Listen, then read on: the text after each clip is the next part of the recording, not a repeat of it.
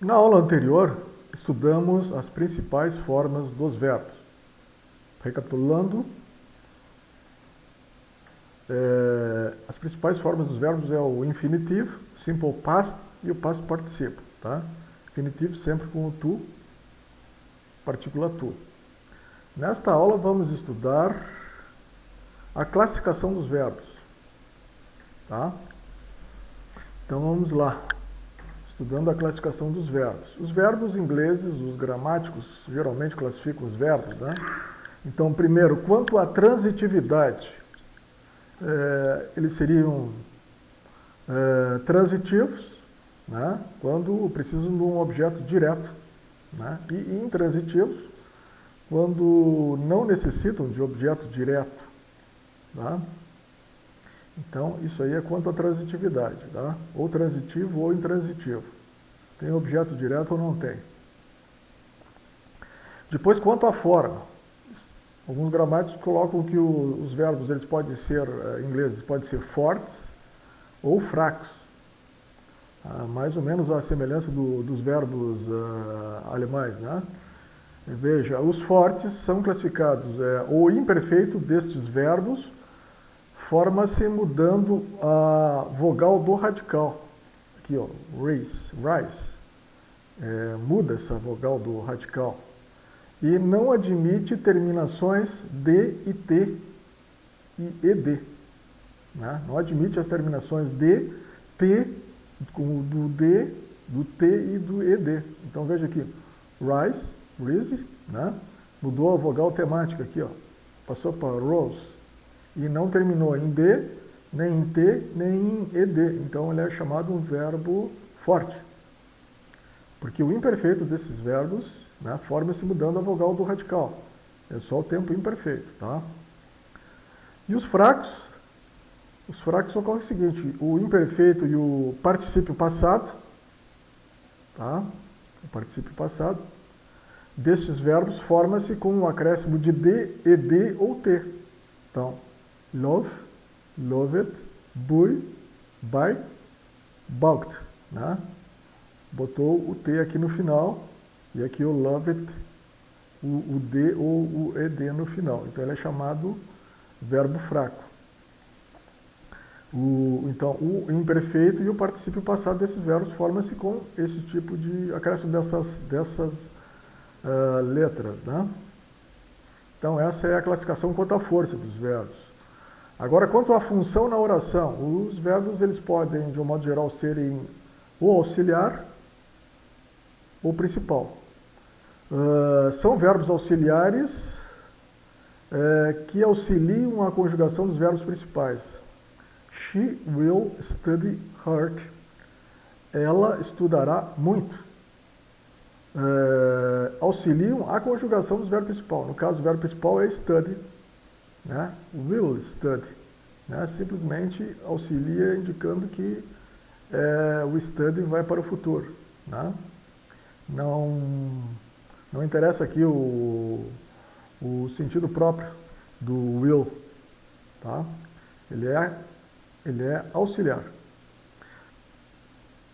Os verbos principais são os verbos não ajudados pelos auxiliares na sua conjugação e têm o significado principal da oração.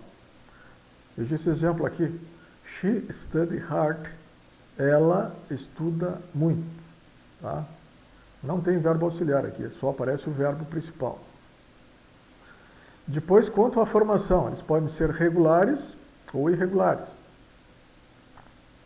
Os regulares são os verbos em que o simple past e o past participle, conforme nós estudamos naquela aula, primeira ou segunda aula, são iguais e formam-se com um acréscimo de ed ou d ao infinitivo. Temos aqui o exemplo, to expect, e aqui fica expected, no simple past e no past participle. Tá? Então são regulares. Agora, os irregulares são os verbos nos quais o simple past e o past participle não formam regularmente. Não se formam regularmente mediante o acréscimo do ed ou do d ao infinitivo. É o exemplo que nós damos lá, era o go, to go, que muda aqui para went e gone, certo? Aqui tem uma lista aqui dos verbos irregulares que eu vou mostrar aqui, tá? Que a gente vai estudar já numa aula própria, tá? Uma aula especial, onde nós temos o infinitivo e se coloca geralmente o significado, e depois o simple past e o participo. É uma lista de vários verbos irregulares, que isso aí a gente tem que estudar para ter uma noção, para poder realizar uma boa prova de vestibular ou concurso, né? Aqui, habit, significado habitar, about, tá? Voltaremos a esse estudo desses verbos. Então, vamos voltar aqui a nossa aula. Então, nós tínhamos visto lá quanto à formação, né? Regulares e irregulares, tá? Já mostrei, então, a tabelinha aqui da lista dos verbos irregulares, tá? Agora, quanto ao número de termos, o verbo ele pode ser simples ou composto. Simples ou compostos os verbos. Quanto ao número de termos.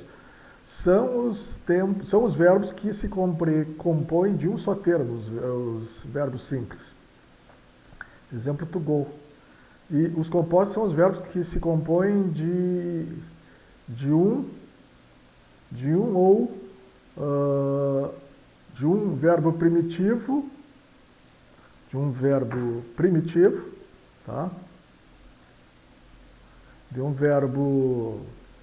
Os tempos compostos são os verbos que se compõem de um verbo primitivo e de mais uma preposição ou de um advérbio. To go out ou to come in, né? Então são verbos chamados compostos. Quanto à conjugação, eles podem ser verbos completos ou defectivos ou anômalos. Os verbos completos são os verbos que se conjugam em todos os modos, tempos e pessoas. To expect, expected, expected. São conjugados em todos os tempos e pessoas. Agora, os defectivos ou anômalos são os verbos em que falta ou o tempo, ou o modo, ou a pessoa.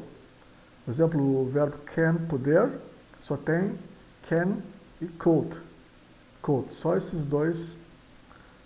duas formas aqui. Tá? Temos ainda os verbos pronominais. São os verbos que se conjugam originariamente com dois pronomes. Ela se jogou no chão. She threw herself to the floor. Ela mesma se jogou no chão, né? Então aqui, geralmente os pronominais têm a partícula self, tá? Então são verbos que se conjugam obrigatoriamente com dois pronomes. Certo?